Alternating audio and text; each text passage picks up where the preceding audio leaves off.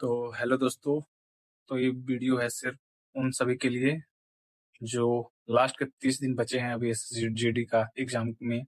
और वो सारे कैंडिडेट के लिए हैं जो जिनका लास्ट बच गया है वो मोड, जिसमें वो सिलेक्शन के लिए लास्ट 30 दिन, क्योंकि अब 23 फरवरी से उनका एग्जाम स्टार्ट होने वाला है। तो ये लास्ट 30 दिनों में हम ऐसा क्या स्ट्रेटजी अपनाएं जिससे कि उनका ज़्यादा से ज़्यादा स्कोर सके और इस बार वो अपना सिलेक्शन पक्का कर सके। तो आइए, हमारे साथ हैं एक सेलेक्टेड कैंडिडेट, उनसे हम बात कराते हैं कि वो लास्ट 30 दिनों में क्या किए थे, कैसे स्ट्रेटजी अपनाए थे जिससे उनका सिलेक्शन हो गया था।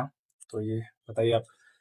हाँ, तो जय हिंद भाइयों। मैं 2024 का सिलेक्टेड कैंडिडेट हूँ और मैं अपना लास्ट का 30 दिन का स्ट्रेटजी बताऊंगा आपको। देखिए, सिलेक्शन कोई रॉकेट साइंस नहीं है। ये एक डिसिप्लिन और कंटिन्यूटी का परिणाम है कि आपका सिलेक्शन होता है। ठीक है।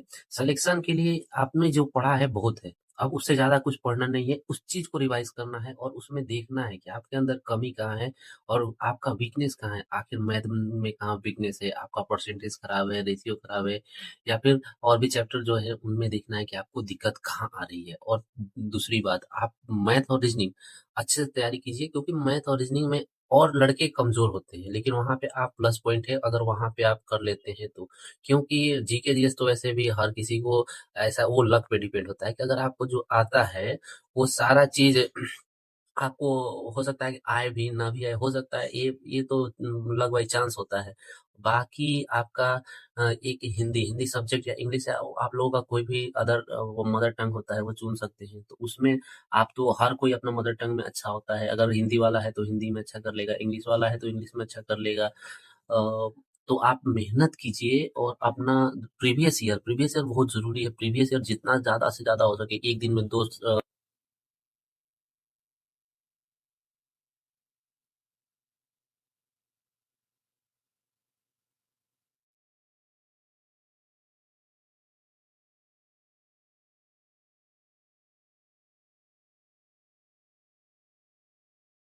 तो जैसे इन्होंने अपना एक्सपीरियंस बताया कि इन्होंने कैसे लास्ट 30 दिनों में अपना स्ट्रेटजी अपनाया था, तो फाइनली ये चीज निकला कि जैसे कि आपका लास्ट 30 दिन, तो सबसे पहले आपको बनाना है एक अच्छा अपना टाइम टेबल।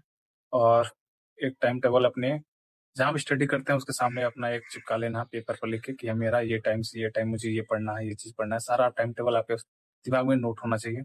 और टाइम टेबल के साथ साथ आपको चाहिए कंसिस्टेंसी, उस चीज के लिए डेडिकेशन चाहिए आपको, ताकि आप कम से कम लास्ट 30 दिन बचे हैं, तो इसके लिए आपको फुल डेडिकेशन के साथ, फुल एनर्जी के साथ आपको कम से कम 10 से 12 घंटे आपको देना है।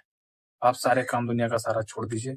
अगर आपको सिलेक्शन लेना है तो ये लास्ट 30 दिनों में आपको 10 से 12 घंटे आपको देना है। साथ ही साथ आपको एक अच्छी नींद भी लेनी है, और थोड़ा हो तो एक्टिविटीज, थोड़ा वॉक वगैरह या कुछ भी कर सकते हैं। तो अपना एक टाइम टेबल फिक्स कीजिए, और हर एक लेसन, एक टाइम को फिनिश करने के बाद थोड़े कुछ मिनट के लिए आप ब्रेक ले सकते हैं।